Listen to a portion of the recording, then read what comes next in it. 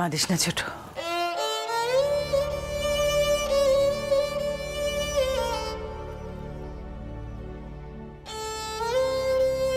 আমাদের এখন খুব সাবধানে থাকতে হবে রে। তোর দাদা যদি সোনার এই অবস্থার কথা জানতে পারেন তাহলে আমি আর তাকে বাঁচাতে পারবো না। শান্ত হ, চুপ কর। আমি সোনার সঙ্গে কথা বলবো। কথা বইলা আর কিছু করণ যাইব বইলা মনে হয় না বৌদি।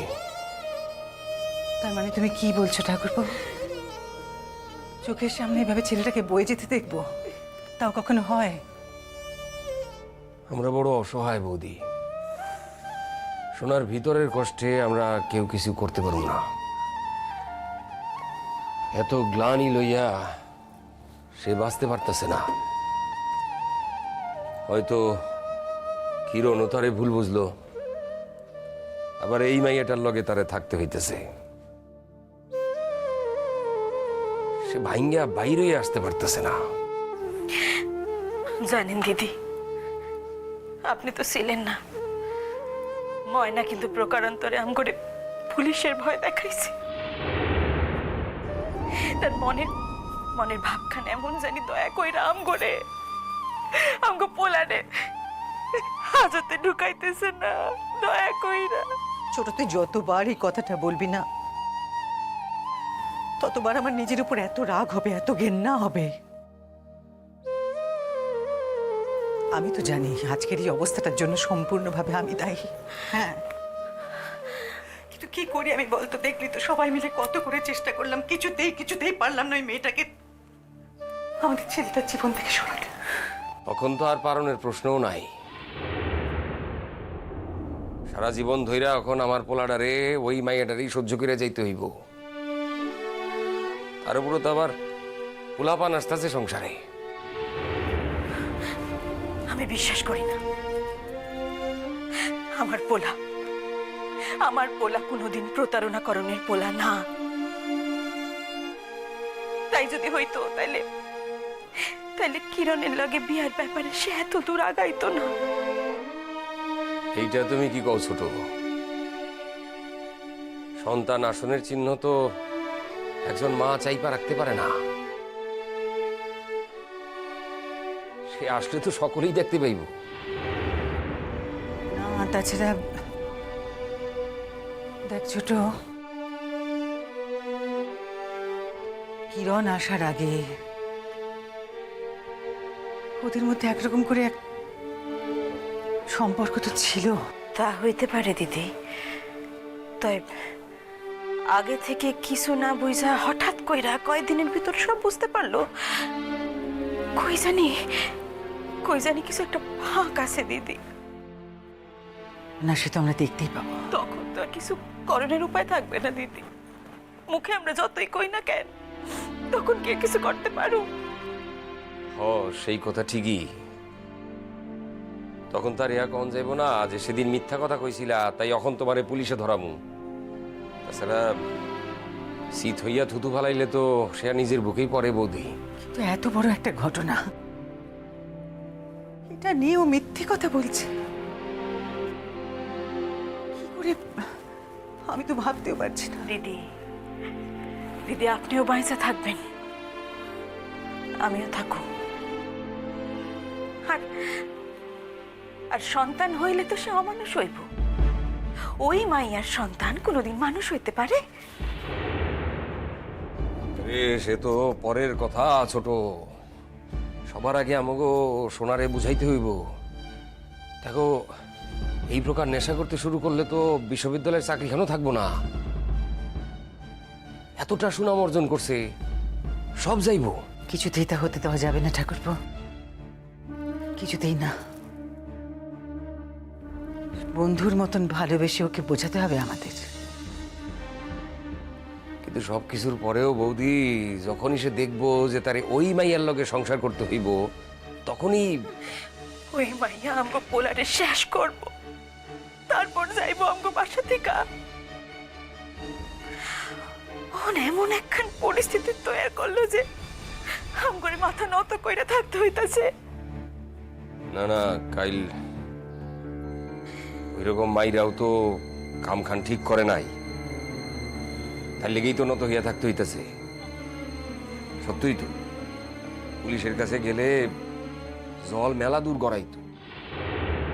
এই মাইয়াটারেও দেখছি আর আর ওই মাইয়াটারেও দেখলাম, দুইটা মাইয়ারই দেখলাম চোখের উপর। ময়নারা পৃথিবী ধ্বংস করতে আসে রে ছোট, আর কিরণরা সেই ধ্বংসের হাত থেকে পৃথিবীকে বাঁচায়। এই দুটোর তুলনা করলে চলে কখনো? মায়াটার সম্মুখে গিয়া খাড়ানোর আর মুখ রইল না। কি কমু গিয়া তারে, কোন মুখে গিয়া খাড়ামু? আমার মন কইতেছে, আমার মন কইতেছে কিরণ, কিরণ আর এই দেশে থাকবো না জানো, এত কিছুর পরও ঠিক ঠিক চলে যাইব ওই দেশে। তাতেই বুঝি মঙ্গল রে ছোট। নইলে ভেবে দেখ, ওকে চোখের উপর দেখে শোনা কতটা অস্থির হয়ে উঠবে। আর কিরণ, কিরণই বা কোন মন নিয়ে থাকবে এই দেশে? খাইন্দো না ছোট, খাইন্দো না। ঈশ্বরের বোধহয় এইটাই ইচ্ছা, তা না হইলে এমন ঘটনা ঘটতো না। এই জীবনে অগমিলন হোক, এটা বোধহয় তিনি চান না। আর তিনি না চাইলে একখান পাতা পরনের তো উপায় নাই হো জগতে। এখন কথা কও তো, কি স্বার্থ ছিল ঈশ্বরের? কি ক্ষতি হইতো আমার, আমার পোলার জীবন খান একটু শান্তিতে থাকলে? হয়তো আরো বড় কোনো স্বার্থ আছে তার, হয়তো তাতেই সকলের মঙ্গল হবে। না দিদি, না, এই স্তব বাক্য শুই না আমি আমার মনরে আর মানাইতে পারতেছি না দিদি। দেখতেছেন না, সেই দিনের পর থেকে আমি আর ঠাকুর ঘরে যাই না, আমি যাবো না কোনো দিন, কারণ তার উপর আমি বিশ্বাস হারাইছি। ছোট, হারাইছি, এত ভক্তি কইরা তো এই পাইলাম, এইবার আমি ভক্তি না কইরা দেখতে চাই আরো কত খারাপ হইতে পারে, কত খারাপ।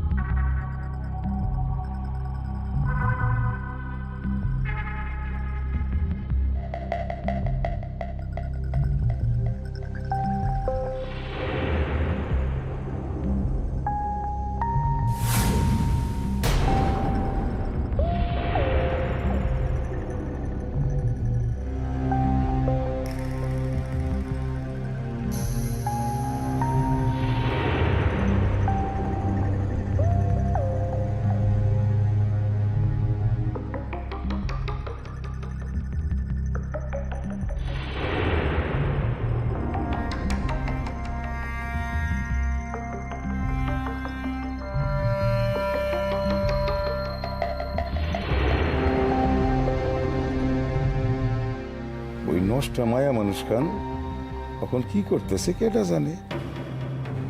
আচ্ছা, শাদি ভাইয়া যাওয়ার পর কি আর ঘরের ভেতর সন্ধ্যায় থাকবো? হ্যাঁ, সে যা বেহায়া নীলাজ মায়া মানুষ, ঠিক হই লেখাপড়ার নাম কইরা ওই তার নাগরে দেখো লিগা কলেজে যাইব গা। তার লিগাই তো আমিও তার কলেজ যাওয়ানোর সময় এখানে খাড়াই আছি।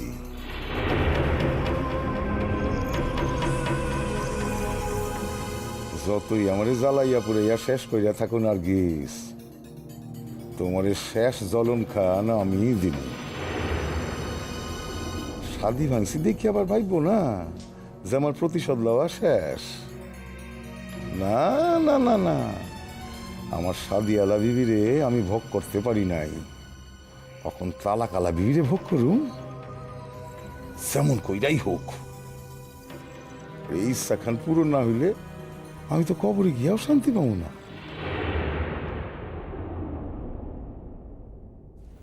কাল পথতার লোকে দেখা হয়েছিল। এরপর তো তার বিশ্ববিদ্যালয়ে ক্লাস নেওয়ার কথা ছিল, কিন্তু জানাই তো কালকে আমি বেশি দুর্ব্যবহার করছিলাম বেল্লাকে। না না, যা করছি ঠিক করছি। যে দরজাখান বন্ধ করছি তার আমি নিজের হাতে খুলুম না আল্লাহ। তাছাড়া সত্যই তো কাগজে দাম্পত্য সম্পর্ক ছিল না তা তো না। সন্তান আইতেই পারে, তাই সন্তান সহ একজন মায়ের সংসার থেকে সরিয়ে আমি সেই সংসার দখল করলে আল্লাহ নিকটে কোনোদিন জবাবদিহি করতে পারতাম না। তার থেকে এই বেশ। কিরণমালা, এই জীবনে তোমার আর ভালোবাসার মানুষের লগে সংসার করা হইল না, কিন্তু তাই বইলা অন্য অসম্পূর্ণ কামগুলো যে আমি করুম না তা না। কাবুল শেখ নামের এক দুষ্কৃতীরে আমি আল্লাহর উপর বিচার ছাড়ুম না, তার বিচার আমি নিজেই করুম ইনশাআল্লাহ।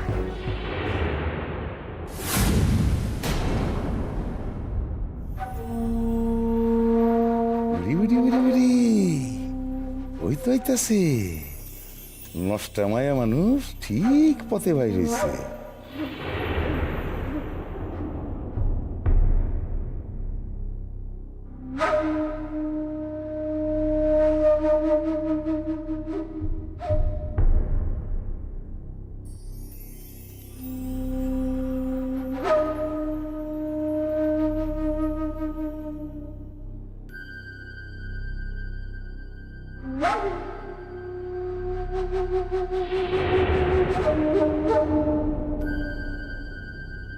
নার্গিস,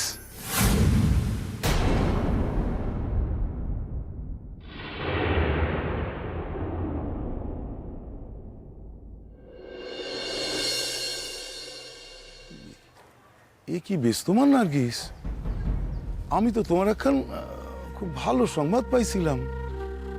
কত লড়াই করছো তুমি এই দিন খান দেখনের লিগা, এ তো আমি জানি নার্গিস। দেখো নার্গিস, তোমারে যতই ভালোবাসি, তোমার শাদীর সংবাদ পাইয়া মনের ভিতর যতই কষ্ট হোক, তবে এও তো ঠিক আমি মনে মনে বড় আনন্দও পাইছিলাম যে এত দিনে তোমরা এই দুইজনা, এই লায়লা আর মজনু মিলিত হইতে পারলা। কিন্তু এই কি অবস্থা তোমার নার্গিস? এই সংবাদ খান তো আমি পাই নাই। সূর্য চৌধুরী কি তাহলে ওই শাদী রাতে ইন্তেকাল হইল? হায় আল্লাহ আল্লাহ, কত শিক্ষার মানুষ। আপনি জায়গায় কই থাকেন? কি কইলা? আমি কই থাকি? আমি তো এই কাছেই থাকি নার্গিস, এই কলুটোলার নিকটে থাকি। আর আমি কি তোমার থেকে দূরে থাকতে পারছি কোনোদিন? কও, পারছি কোনোদিন? দেখো, তোমার চোখের আড়ালে রাখা আমি তো বেশি দিন কেন যে গেলা? একাই থাকেন? না, একা থাকি না, ওই মাইজা বিবি তসলিমারে লই আইছি আর কি। দুইটা ফুটায় দেয় ওনের লিগা। বুঝবই তো, বিদেশ বিভুই ভাত ফুটানোর লিগা তো একজন মানুষ লাগে। তা নাইলে ওই কলিন্দির দিকে তাকাইতে আমার ঘৃণা লাগে। তাছাড়া গিয়া তাতে কি আছে, একা নাই, একা হইতে কতক্ষণ। কেন যে গেলেন নার্গিস? সূর্য চৌধুরী তার পুরনো স্ত্রীরে গ্রহণ করছেন আমাকে শাদীর দিন। তাই নাকি? হ্যাঁ, হায় আল্লাহ, ইয়া কোনো মানুষ করতে পারে? এরপর এরপর কিছু নাই, চারপাশের এই অপমান আমি সহ্য করতে পারতেছি না। ও এ তো খুব ঠিক কথা নার্গিস। আচ্ছা কোন মাইয়াই বা পারে কেউ দেখি। আমি তো শোনানোর পর থেকে দুঃখে কষ্টে আমার বুকের ভিতর একখানে জইলে পড়ে শেষ হয়ে যাইতেছে। আর আমি তো এও ভাবতে আছি, হায় আল্লাহ, তুমি আমার নার্গিসের লিগা। তাহলে আপনি জানতেন? না মানে জানতাম, মানে ওই ওই উড়া খবর শুনছিলাম। মানে সূর্য চৌধুরীর আমি এই কামের প্রতিশোধ নিতে চাই। ঠিক 100বার ঠিক। আরে নার্গিস, তুমি কি ফেল না? তোমার লইয়া এত বড় ছেলে খেলা করণের সাহস তিনি পান কি করিয়া? আপনি আমারে নিবেন? কি কইলা তুমি নার্গিস? আমি আমি ঠিক শুনতেছি তো নার্গিস। হ্যাঁ, তুমি তুমি কি কইলা? আমার আমার বিশ্বাস করতে কষ্ট হইতেছে নার্গিস। তুমি ঠিক কইলা তো? আমি কিন্তু সতীন লইয়া ঘর করতে পারব না। সতীন? কি সতীন? ধুর সতীন, পাশায় লাথি মাইরে হেরে যদি বাইন না করছি দেখো। হ্যাঁ, বহুকাল থাকতে দিছি দোয়া মায়া কইরা, এখন কয়ে দিব যাও যাও দেশে যাও। কিন্তু কিন্তু তুমি কবে আইবা নার্গিস? নার্গিস সত্য কথা কইতেছো তো? পরে মত বদলাইবে না? পরে মত পাল্টাইবে না তো? না, আমি আমার সিদ্ধান্ত লইয়া লইছি। তাইলে আমার নিকট কবে যেতেছো নার্গিস? কও কও কও কবে যেতেছো? জানামু জানামু আমি 2-1 দিনের ভিতরেই আমি জানামু। নার্গিস, নার্গিস ঠিক কথা কইতেছো তো? কম নার্গিস, ঠিক কইতেছো? ঠিক ঠিক।